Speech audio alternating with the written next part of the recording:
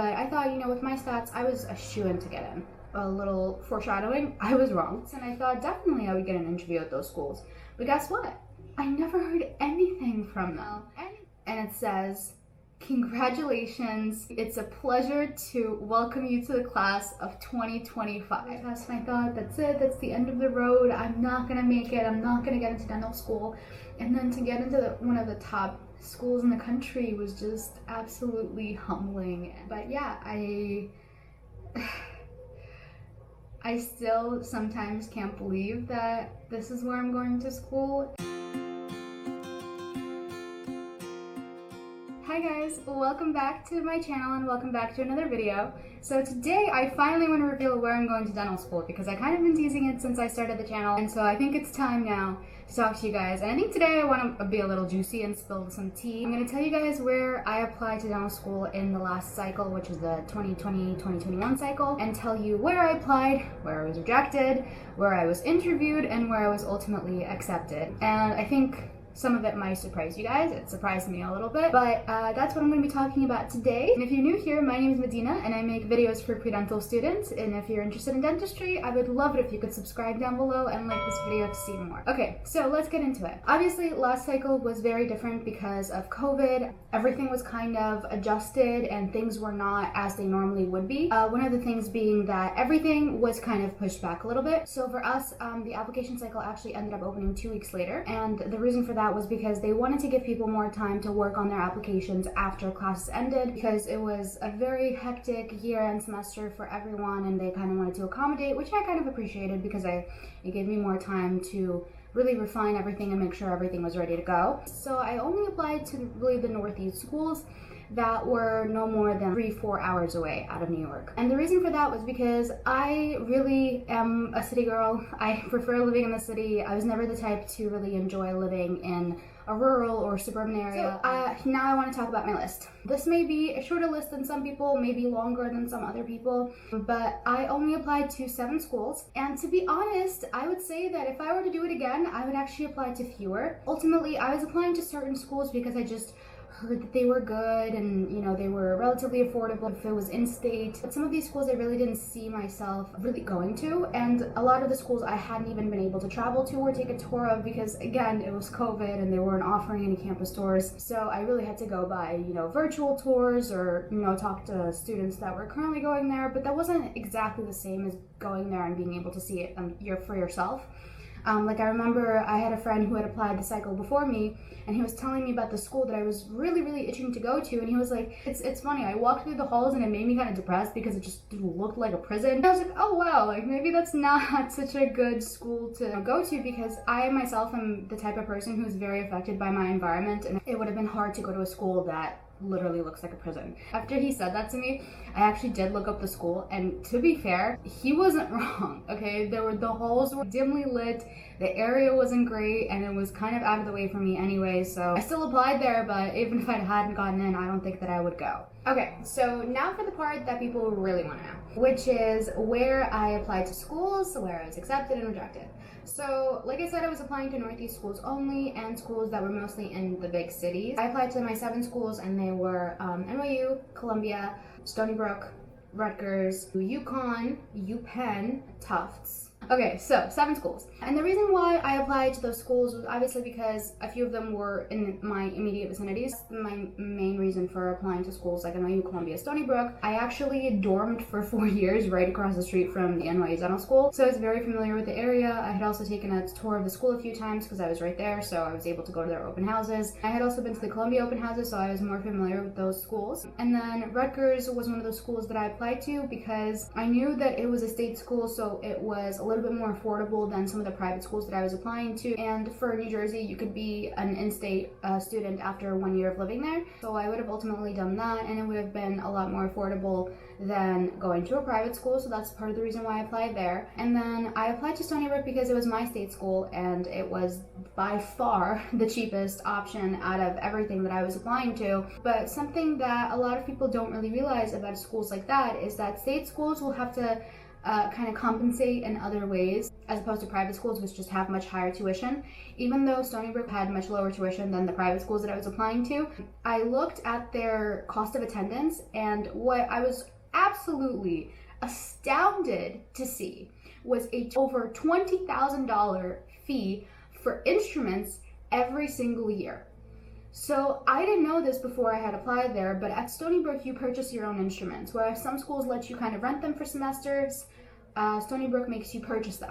I just thought that that was absolutely insane. You're only really thinking about going to your state school because of cost. Make sure to look at their cost of attendance and look at things like that, because that was something that was not talked about, that I had to find out for myself. And to be honest, it made the cost of attendance not that much different from the other private schools that I was applying to. But some of the other schools that I applied to, so Penn, another Ivy, I was comfortable applying there because it was in a big city. But what I didn't know was that the area where the school is located is actually not the best, because I had a friend who was attending the medical school at Temple, which is not too far from the Penn Dental campus, and they were saying how, you know, sometimes you had to have the security guards walk you to your car or the train because of things going on in the neighborhood. So that made me a little hesitant, and I did end up applying there. It was the reputation of the school that really kind of pulled me in and attracted me. I guess it's not necessarily the best reason to choose a school, but that's why I applied there. So then moving on to UConn. So the reason why I applied to UConn was because, again, it was a state school that was not too far from New York City. It was within driving distance. Obviously I would be living there in order to get in-state tuition. But when I actually looked at the stats for accepted students for UConn, what I was happy to see was that I was actually well above a lot of their, average, DAT scores and GPAs and things like that. And so I thought, okay, well, great. So I must be a shoo-in as an applicant there. I knew I would have a little bit of a harder time as a non-Connecticut resident, as in-state schools do tend to prefer students from their own state. Because the state kind of partially subsidizes the student's education, and so if you're paying taxes in that state, you would get to go to the school that's a little bit cheaper. But I thought, with my stats, I was a shoo-in to get in. A little foreshadowing, I was wrong. So then I also applied to Tufts, again, another school that was in a big city in Boston. I was always intrigued by Boston. I've never actually been, even though it's not too far from New York. But I always wanted to, go to Boston, and it was a city that I was going to be comfortable living in. So that's why I applied to Tufts. At the time of my application, I also had BU on my list. But when I looked at the two together, really there was no major difference between Tufts and BU. So I thought, why apply twice to a school that's almost exactly the same? Even location-wise, they were really close to each other. And they were very similar in terms of cost. They were very similar in terms of what they offered, in terms of their programs. So I just thought, let's just pick one and let's apply there. And I ended up picking Tufts because I actually work at a stem cell company. And Tufts was doing some really interesting dental pulp stem cell research. So I thought that that would be a great interview topic if I was invited for an interview. So that's why I applied there. But again, my primary motivation for applying to a lot of these schools was the location, because I really wanted to make sure that I'm going somewhere where I would be happy living in for 4 years. So now let's get into the tea. Let's talk about where I received interviews and when those came, and then where I ended up being accepted and rejected. So early on in the application cycle, it's kind of tough because once you send in your application and then you pay your supplemental fee in order for them to read it, it's kind of like a waiting game, and you're sitting there and you're like compulsively checking your email every day. But most of the time, and especially like during the times of COVID, everything is a little bit more slow and kind of stretched out. So a lot of schools don't even start to send out their interview invites until mid to late August, and those interviews actually will start in like September and October. And so when I was on the DAT Bootcamp Facebook page and I was reading all of the posts about people saying, oh my gosh, I got an interview here and I got an interview there, I started thinking, oh my god, is there something wrong with my application? Like, I applied early, it was in the first few weeks of June. I thought, what's going on? My stats weren't terrible, my personal statement was good, and I was just kind of sitting there and like freaking out, thinking, oh my god, is something wrong with me? And so then my first interview invite actually came at the end of September, and I can actually put up my email right here, and it was actually from Columbia. So that was the most unexpected thing to me. So for me, I always thought of like Columbia as like this out of reach school where everyone has these incredible grades and super high DATs and super high GPAs, and I thought it was more of like a long shot for me to apply there. I never actually thought that I would get invited to interview there, let alone it being my first ever interview invite. I didn't want to say that I really had a dream school because that was really a hard question to answer whenever someone asked me that, but that was kind of surreal to get that interview invite. And then I ended up, by the time that I had replied to the email, all of like the next month's interviews were already taken, so I had to settle for something that was later in October, which was fine. And so that was my first invite. And then my second invite actually came in around early October, and that interview came from NYU. And I was really excited about that one because I had gotten a chance to get to know some of the admissions staff when I would take, the tours at NYU or attend the Greater New York Dental meeting pre-dental day where admissions representatives would come and talk to the students. So I had gotten to know a few of them. I thought, oh, maybe I'll get to see some of them, be able to talk to someone that already knows me, which I thought was great. So that interview was actually scheduled for November. There were some slots available, but I actually wanted to just have my Columbia interview at the end of October and then have my NYU interview later on in November. And those were my two interviews. Obviously, because of COVID, everything was online, even though I would have loved to go in person and be able to interview and see the schools on those days. Unfortunately, we had to settle for virtual tours and online interviews. Those were the two that I received kind of, as early invites, and then it was just radio silence, nothing. And that was pretty much from every single school. I was actually quite shocked of the schools that I had already received and had interviews from and had interviewed at, and that some other schools were actually ghosting me. It's because I had looked at their average accepted statistics and I had looked at their numbers, and I thought, okay, well, I'm well above the curve, I should be a shoo-in. And that was the case for me with UConn and with Tufts, and I thought definitely I would get an interview at those schools. But guess what? I never heard anything from them. Anything at all. It was complete radio silence. So I thought, okay, well, maybe they're busy, it's COVID. So I thought maybe they would send me something later, and then send me interview invites. But then December kept coming closer and closer. So I thought, okay, so I guess I'll just have to wait for the responses from the two schools that I interviewed at if I didn't hear from them, because don't get me wrong, I would be over the moon to go to either of those schools that I had already interviewed at that point. It was also just kind of surprising to be ghosted by so many of these schools. So I was waiting, and then December 15 was coming closer and there was still nothing. And so then the crazy thing is that before this was happening, I was kind of just like checking my email every single day. And then in the beginning of December of 2020, I actually came down with COVID. And it was absolutely awful, and I was completely just in bed, not able to get up. Like, it was physically difficult for me to even get up to go to the restroom. I pretty much ate nothing all week. I had an insane fever that was going up really, really high to almost dangerous levels for about 8 days straight. So in a way, that was kind of a good distraction because it gave me something else to focus on. I mean, I know it's funny to joke about that now. Obviously, I wasn't joking about it at the time, but it gave me something else to focus on other than dental schools and whether or not someone would accept me. So I was kind of worried about that and my health and, not getting my parents sick. And like I was, self-isolating in my room, wearing an N95 all around the house. And so I was kind of preoccupied. And then one morning, I'm feeling better, but it was kind of the end of, my symptoms with COVID. I didn't even realize, that's how out of it I was, it's how sick I was. I didn't even realize what day it was. I just wake up, I'm in bed, obviously not going anywhere, I'm still sick, I still have symptoms. So I just pull out my phone and I see the email and it says, "Congratulations, it's a pleasure to welcome you to the class of 2025. And I just about lost it. But it was about 11:15 a.m. and my dad was home, and I literally just all of a sudden had this sudden burst of energy that I hadn't had all week, and I literally just got up and ran out of my room, and I ran to my dad and I said, "Dad, I got an acceptance letter to dental school." And at that point, it didn't even matter what happened. But the crazy thing is that I ran out with such force that my dad freaked out and he was like, oh my god, what's wrong? Is everything okay? Because he thought that maybe I was feeling sick. It was really just a happy burst of energy because I had finally gotten what I had been waiting so many years for.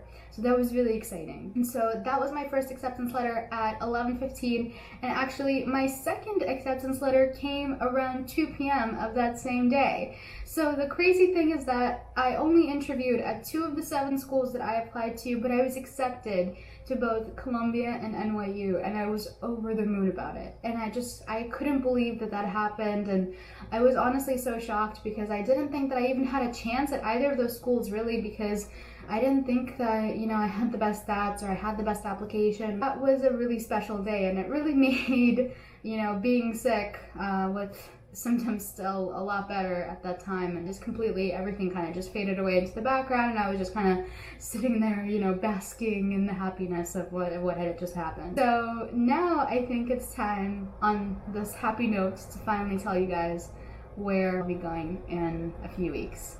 So just give me 1 second, I'm gonna do a quick change.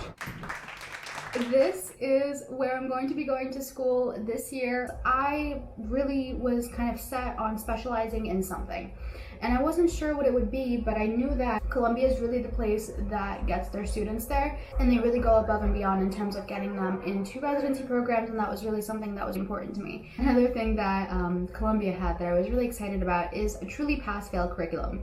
And after struggling so much with grades in undergrad and being so stressed out over, you know, getting a B in undergrad, I really, you know, am looking forward to not having to worry about that for a while.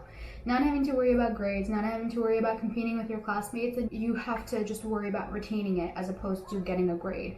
That's something that is going to be really important to me and that I'm really excited about going forward. Also, the fact that class size at Columbia is a little bit smaller than NYU is another attractive factor, and I think that Columbia has more family feel in terms of the students, and it's really nice to be able to know everybody in your class and be able to kind of share in everything and know that the people that you're friends with are going through the same thing, and I thought that that was really great. And so the area to rent in around Washington Heights is a lot less expensive than the area around NYU. I lived around NYU for my dorm for 4 years, and I know how pricey that area can get. And so in terms of being able to save a little bit while in dental school, I really thought that Columbia was the better option. And just in general, obviously the reputation of the school speaks for itself, and I think even though I didn't want to admit it to myself, that was probably my goal and my dream school to get into. You know, I wanted to prove to myself that I could do it. That this girl who came from Uzbekistan and moved here without knowing the language, and whose parents had to completely start over even though they were, you know, masters in their field in Uzbekistan in dentistry. I wanted to prove to myself that I could attain that level, and it was honestly surreal. Sorry, when it's been such a build up. But yeah, I still sometimes can't believe that this is where I'm going to school and where I'll be pursuing my dental degree. And sometimes I can't even believe that I got into any school at all, because, you know, I had so many ups and downs in my academic career, and there were so many times where I was just sitting there on my bed, just like in my dorm, bawling my eyes out after not doing well in an orgo test, and I thought, that's it, that's the end of the road, I'm not gonna make it, I'm not gonna get into dental school. And then to get into one of the top schools in the country was just absolutely humbling, and just something that I am forever grateful for, and something that I will never take for granted. And I'm just so excited to get on with my dental education and just learn from some of the leaders in their field, the smartest people in the world, and just become the best dentist that I could be. With that being said, the dental school application process is unlike anything that I've ever experienced. Nothing is predictable. Nothing is a one-size-fits-all. And it's true what they say, there is absolutely no such thing as a safety dental school. Because that's what I thought. I thought that if I apply to a school where I'm above their stats, then I'm definitely going to get in. And it's going to be a school where, you know, it's going to be nice to have just in case I don't get in anywhere else. But that doesn't happen, because there were 2 schools that I applied to that I thought that way, and guess what? I think part of the reason why I didn't even get an interview there is because I was above their average accepted. So they did a cost-benefit analysis with me probably and thought, well, if she does get accepted, she's probably not going to end up going here. And so we can really give that seat to someone else who really wants to go here. And it's not that I really didn't want to go to those schools. It was just that they were schools that I added to my list just to be safe. And when it comes to applying to dental school, there is no such thing. But all in all, it was a stressful process, but it was worth it. I'm going to dental school. I'm going to Columbia. I'm going to one of the best dental schools in the country. And that's saying something. That's really special. And so now that I've told you guys that, I'm really excited to take you on the journey of everything else. I'm so excited to share all of that with you because part of it is that the reason why I started this channel was also to document for myself. I want to be able to look back at these videos a few years from now and be able to see, how I felt in those moments, how I went through these times. And I'm so appreciative of every single one of you who's stuck around and has watched my videos and has subscribed. And I really appreciate every single one that has left your comments or sent me messages. It's really, really heartwarming. And if you're someone who is kind of just sitting there in their undergrad career and just waiting for the next step in your career, I want to make these videos for you. Because when I was sitting there and I was struggling studying for my DAT, these are the kind of things that I used to distract myself and give myself little study breaks. And I would watch people that were living my dream. And guess what?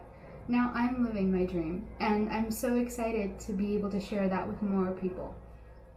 So I appreciate every single one of you for watching. Please don't forget to subscribe and like the video if you really liked it and you want to see more of this kind of content. And I'm really excited to bring you more of what I love to share. So thank you for watching. I really appreciate every one of you. And I will see you guys soon. Bye.